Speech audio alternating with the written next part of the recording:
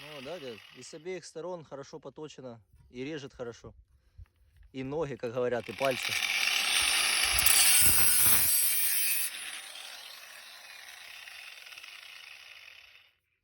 Бог помиловал. Да, да. Так, вот здесь Говорят, вот. вот это, я на видео там говорил, что палец вон аж где будет. А понял, люди говорят, если хорошо наточено, то палец должен рядом упасть.